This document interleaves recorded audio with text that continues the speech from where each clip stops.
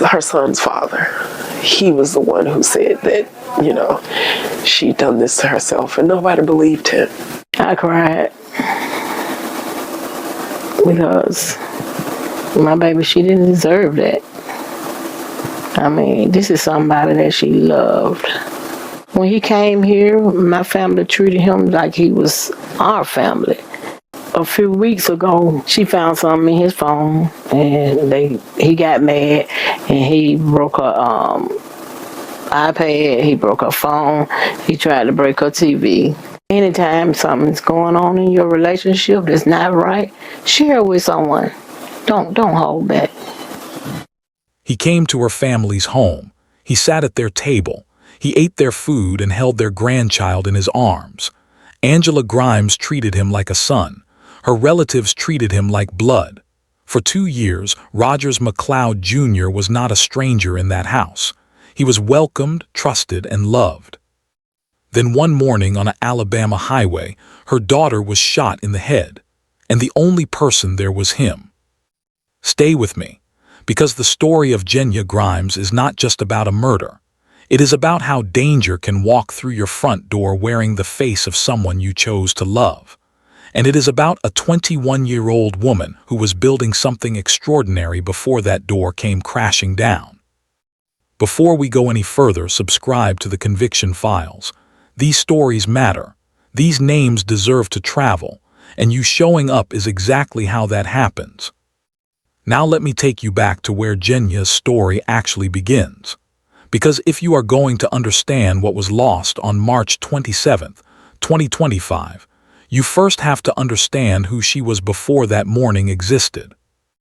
Jenya Grimes grew up in Southwest Atlanta. She was the youngest in her family. Her people called her their miracle baby, not as a figure of speech but as a statement of fact. She was that child, the one everyone already knew was going somewhere.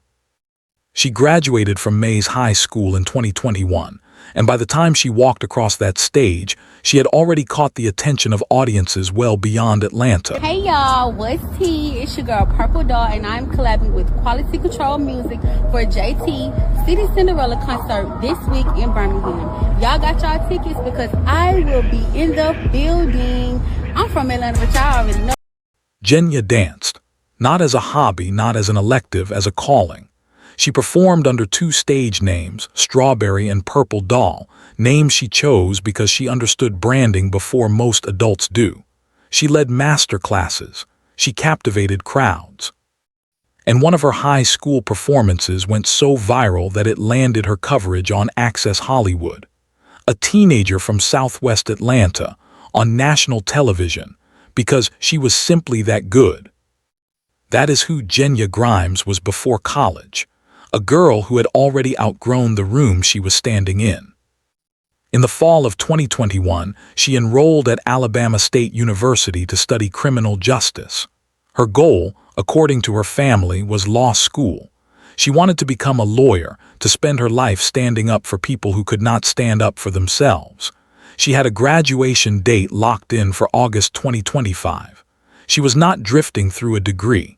She was executing a plan. At ASU, she joined the Honeybees, the university dance team, and performed as Purple Doll all over again.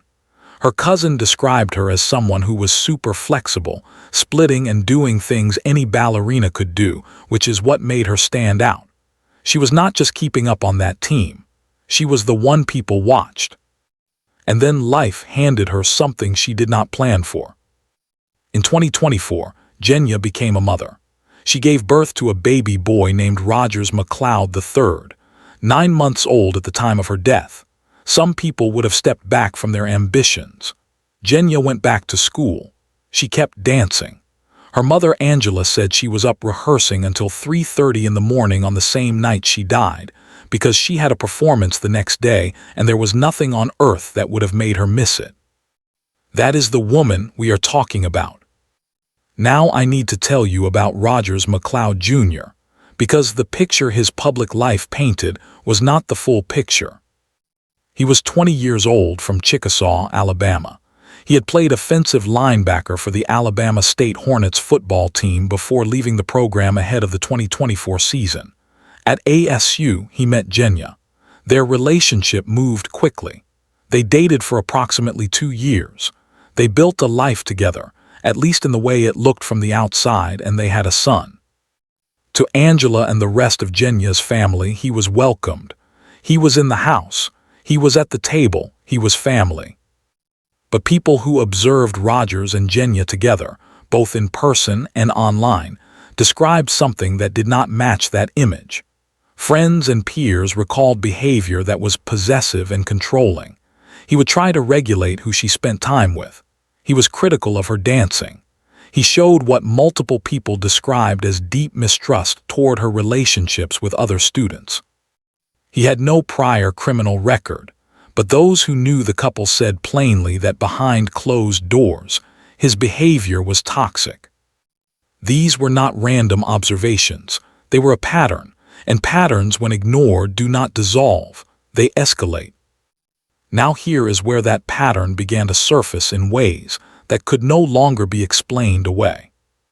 In the weeks before March 27th, Genya discovered something on Rogers's phone. We do not know exactly what she found. What we know is what happened next. According to her mother Angela, he became furious. He broke Genya's iPad. He broke her phone. He attempted to break her television. This was not an argument that got heated. This was destruction. Targeted, deliberate, terrifying. Genya picked up her son and went to her grandmother's home. She was creating distance. She was seeking safety. And she was, according to Angela, preparing to end the relationship. There is something else. Just days before her death, Genya told her mother that her tuition money had gone missing. She suspected Rogers had taken it. She was raising a 9-month-old child, carrying a full course load at a Division I university, working toward August graduation, and now dealing with the alleged theft of the money that was supposed to fund all of it. The public saw none of this.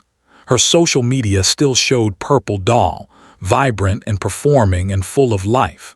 But behind that image, a young woman was quietly making her exit from a situation that had become dangerous. The most dangerous moment in an abusive relationship is the moment the person being controlled decides to leave. Research on intimate partner violence confirms this consistently. Genya had reached that moment. She was pulling away, and Rogers McLeod Jr. allegedly could not let that happen. On the morning of March 27, 2025, Genya was in a car heading from Auburn back to Montgomery so she could make it to class at Alabama State University. She was not going to miss that class. She had been up until 3:30 in the morning rehearsing. She had a performance coming. She was on track for August graduation. There was not a version of that day where Genya Grimes did not show up. She never made it. First responders arrived at a convenience store near Highway 80 at the Watt Community exit in Pike Road, Montgomery County, Alabama. Genya had suffered a gunshot wound to the left side of her head.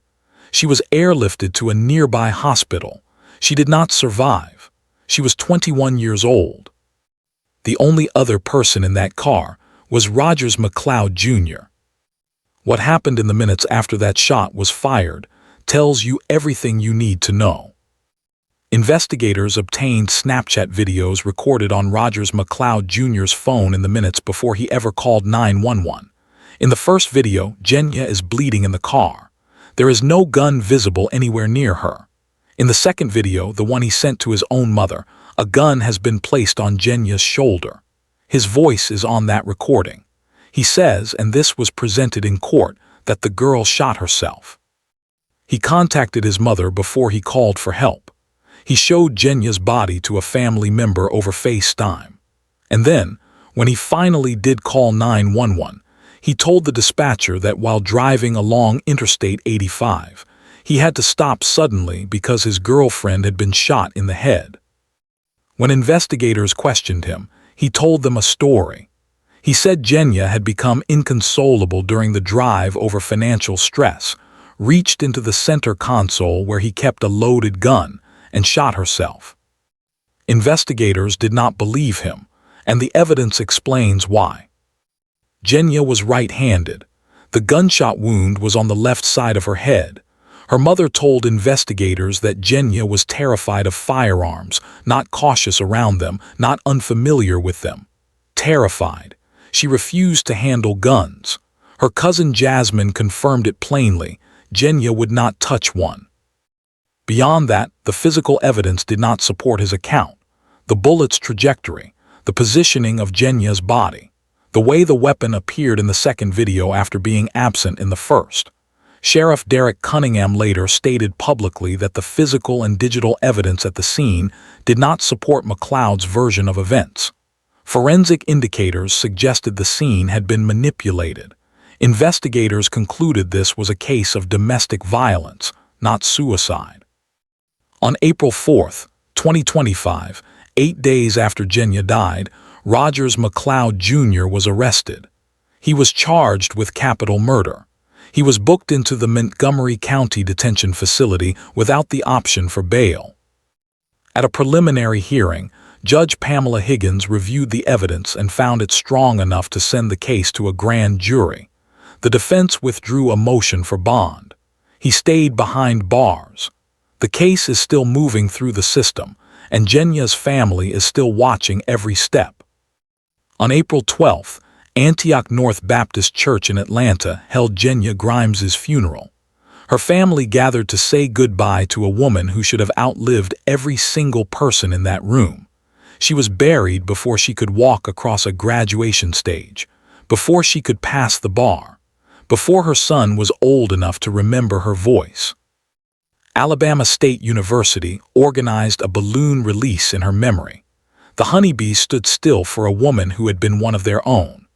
A GoFundMe campaign was launched to cover funeral expenses and help raise little Rogers III, a child who will grow up knowing his mother's name but never knowing her. Angela Grimes, Genya's mother, sat through that funeral and then stood in front of cameras. She did not collapse into silence. She spoke. She shared the piece of advice that she carries now because her daughter's death demanded it. Anytime something is going on in your relationship that is not right, share it with someone. Do not hold back. That sentence came from a mother who watched warning signs appear and trusted that they would pass. She is saying plainly that she wishes she had known sooner how close to the edge they were. There is something that requires a moment of stillness before this story ends. Genya Grimes was studying criminal justice because she wanted to become a lawyer. She wanted to spend her career standing up for people who could not stand up for themselves.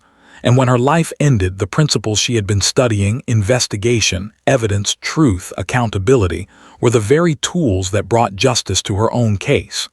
The Snapchat videos, the forensic inconsistencies, the bullet trajectory, the timeline of his calls. Every piece of evidence that collapsed Rogers McLeod Jr.'s story came from the discipline Genya had given her life to learning. That is not a coincidence. That is the world being both brutal and just in the same breath. Controlling behavior in a relationship is not a personality flaw. It is a warning. Possessiveness is not love. Isolation is not protection. Destruction of someone's property is not a moment of weakness. These things are a pattern, and patterns that are not interrupted become tragedies. Genya tried to leave. She took her son to safety. She told her mother about the stolen tuition money. She was doing exactly what people are told to do, and she still did not survive. Which means the conversation cannot stop at individual warnings. It has to include the people around the couple, the friends, the family, the community members who sense that something is wrong and do not know what to do with that sense. It has to include institutions that are slow to act until public pressure forces their hand. It has to include all of us. Genya's name now belongs to that conversation. Her mother made sure of that. Genya Grimes was 21 years old. She was a daughter, a cousin, a friend, a dancer, a student, and a mother to a little boy who deserved to grow up with her in his life. She was Purple Doll. She was a honeybee. She was the miracle baby of a family that loved her completely and lost her violently. She was up at 3:30 in the morning rehearsing the night she died, because she had a performance the next day, and nothing was going to stop her from being there. That is who she was. That is who was taken. If this story moved you, share it. Not for the algorithm, for Jenya, for her son who will one day be old enough to search her name, for her mother who called her a superstar and was right every single time. Do you believe the warning signs in this case were visible early enough to have changed the outcome? And what do you think it would take for people around a couple to feel empowered to step in? Leave your thoughts in the comments. And while you are here, watch our next story, because these victims deserve every voice they can get.